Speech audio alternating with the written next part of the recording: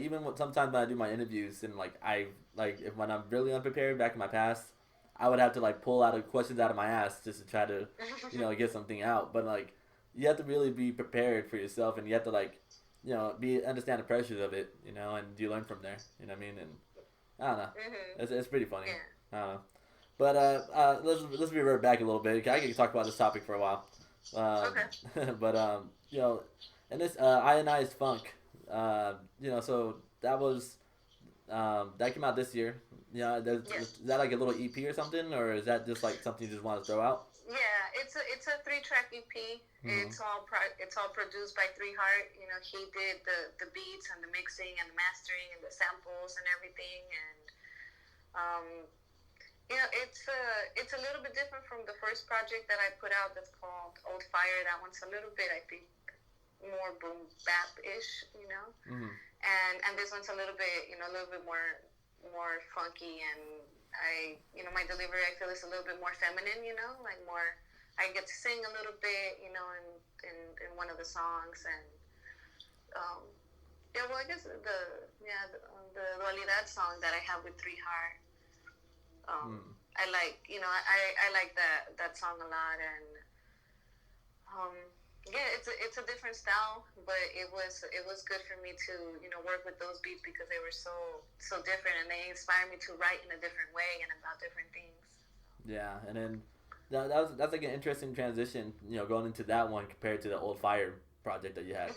And so, like I just want to know, like, was that like two very big different stages in your life, or was that just like different moods that you're in? Definitely. No, definitely two completely different stages of my life. The Old Fire EP, the reason why I called it Old Fire is because those songs are anywhere from 8 to 10 years old.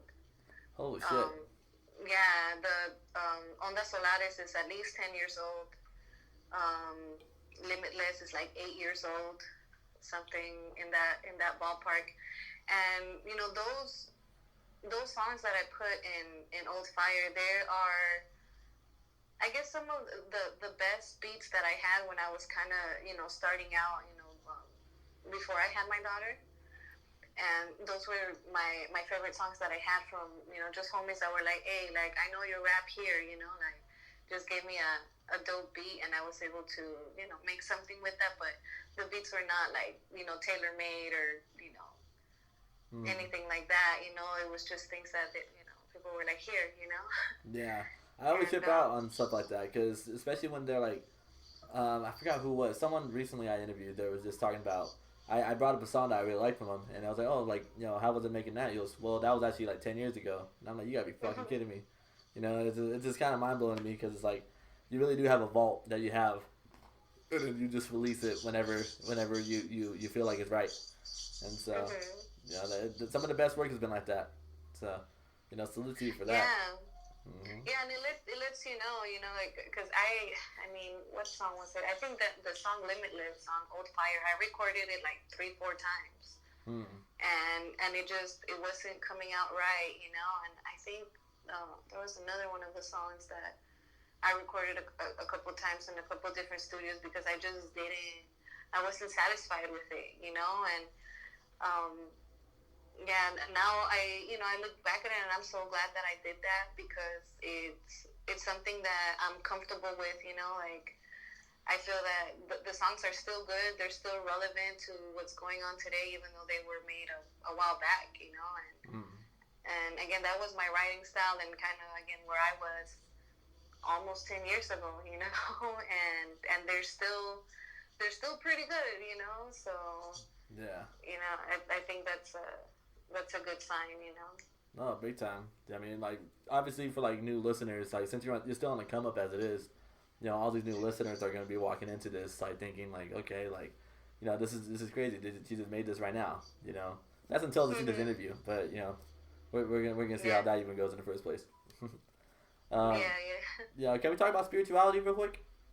Of course. Yeah, because I don't know, like, I've always been into, just like, I love everybody's belief system, just because I personally don't have one myself, I'm not even that religious dude, but I do like spirituality. I mean, and I don't know enough of it to really like have a full on like confident opinions on things. But I don't know. Like, can you want to get into it a little bit? Maybe does it have anything to do with your name to begin with? Oh, for sure. Yeah. Spirituality. Yeah, that has really been. I think it's like such a big part of who I am in my journey. I I grew up Catholic. My grandma, she's from Jalisco. You know, I grew up, with her telling me that, throwing away milk is a sin. You know what I'm saying? Throwing away food is a sin. Oh, So okay.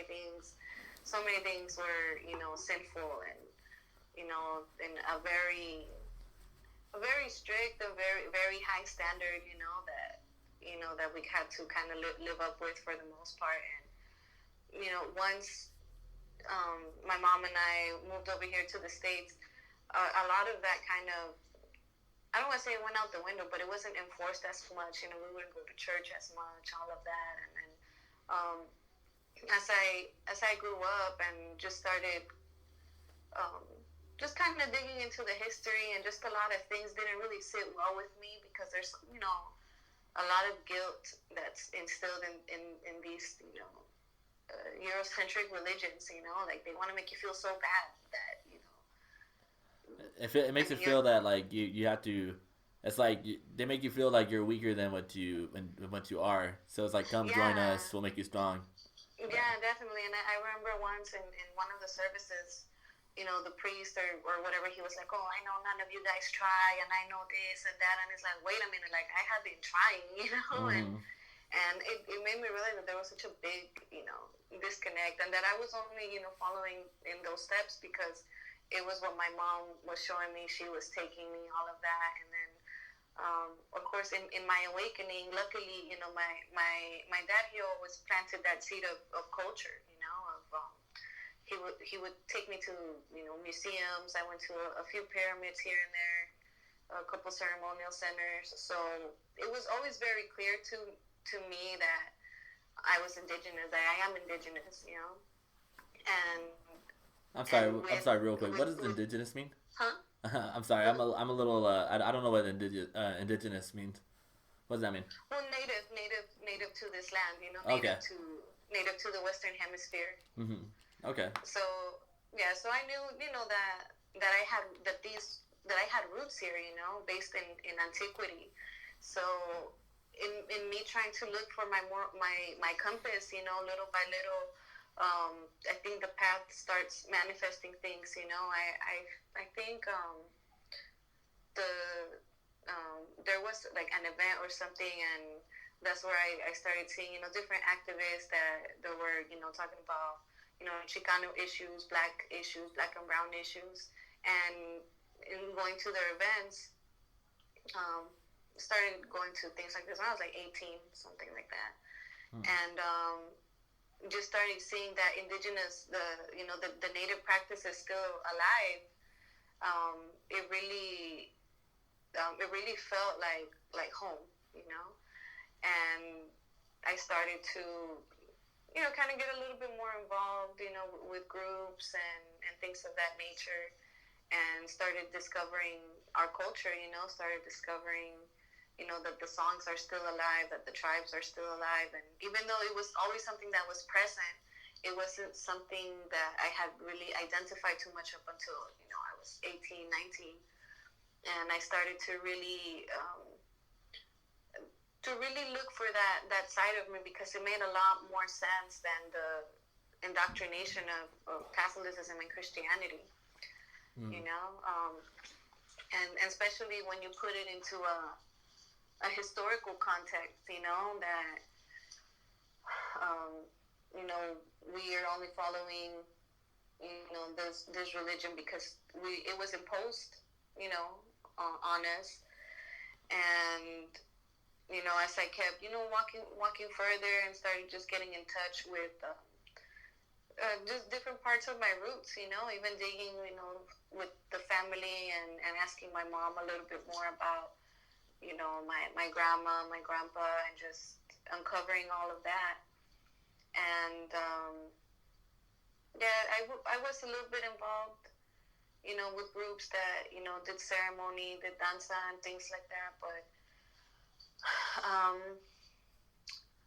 I've always kind of had like I don't want to say trust issues, but just been kind of I guess aware sometimes of the facades that people project, and so I never joined anything formally. I was never a formal part of any group or anything like that, because I saw that there was a lot of like bad politics, and bad practices and a lot of hypocrisy within all of that. So eventually it just kind of found, I guess, my own, I don't want to say my own way, because I still live in community and I still got a lot of love for my tribe, but just kind of digging deeper into my heart, Mm-hmm. and digging into my soul and my issues, and understanding that no matter what I do, I'm native. No matter what I do, I'm indigenous, and I'm healing. And sometimes when you're a part of certain groups,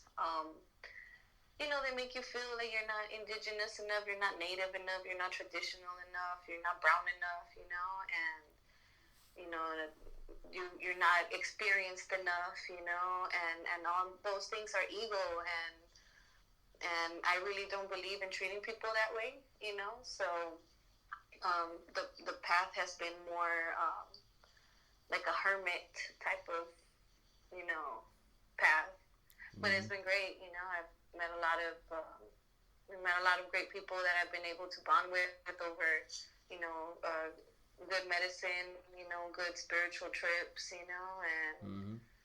that's really how I've been able to grow, just by going internally, within myself, out in nature. Sometimes I do, I have gone to Sweat Lodge, a few times, and it's definitely beautiful, but yeah, to me there's great value in just going in within the self, and healing the self, and finding that place in the universe that's yours, Mm-hmm. and trusting the path and seeing all those signs. And to me, I'm at that point where, like, oh, a hawk, oh, sign, like I was thinking about this and that, oh, hawk, that's a good omen, and everything has some type of value to me, as far as the things that manifest themselves. And I just believe in the path. Yeah, for sure. That's why when you spoke on, when you're surrounded people who just tell you like, oh, you're not brown enough, you're not in tuned enough and everything, and I'm like, damn, dude, story of my life for sure. Right? Yeah, man, because like people, sorry about that. People would, because I grew up in Fontana, which is in the Inland Empire, and I got called every white name you could probably think of, and I used to come home and Yeah. I used to call my mom and be like, yeah, mom, like they keep on calling me white boy, but I'm like, yeah, I didn't know the difference at the time. I just thought there was like white and black, and I didn't really get, I didn't think there was like any racism or nothing like that. I didn't know. And then, next thing you know, she's like, no, you're Mexican. You got to go back there and tell them that you're Mexican. Oh, okay, no problem. I did so, and they're like, you're not Mexican. I'm like, I am. My mom said I am. She goes, oh, yeah? Well, Right? then speak Spanish then. Well, I don't speak Spanish. Oh, then you're not Mexican. No, And I'm like, oh, really? That's I racist? hear you. Yeah, no, I've had people like tell me you're not native, and I'm like, how do you tell me like I'm not native? Like I know where I come from, like I know who my grandmother is, I know where we're from, I know where like I know it. How are you gonna tell me that I'm not native because I don't look like the stereotype? Like I even had somebody tell me, oh, you don't look native, but your mom does, and I'm like, dude, like. Well, I mean, I came out I look just like my mom. I mean, I popped out eventually. Yeah, and it's like she's obviously native. She's a little bit darker than me. She has like really, well, it's all like salt and pepper now, but she had like really long, like straight black hair. And it's like, she fits more like the stereotype. But because I'm a little bit lighter, kind of got wavy hair. My hair's kind of like brownish red, like no, you're not native. It's like how do people have the audacity to say that to another person, right?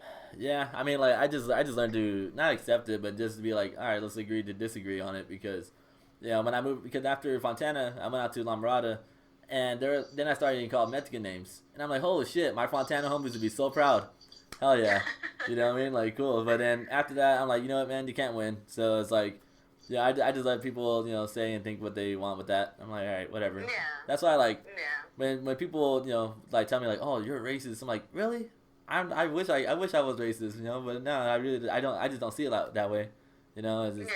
yeah, like I'll pick on everybody, but I'm not like I don't believe in like, like treating anyone different because they're a different color or some shit. But Yeah. that's normal. Mhm. Sorry about that. Unfortunate. No, no worries. No, I'm just happy that I'm able to share that pain with somebody else. So Definitely. it's I very feel soothing. you.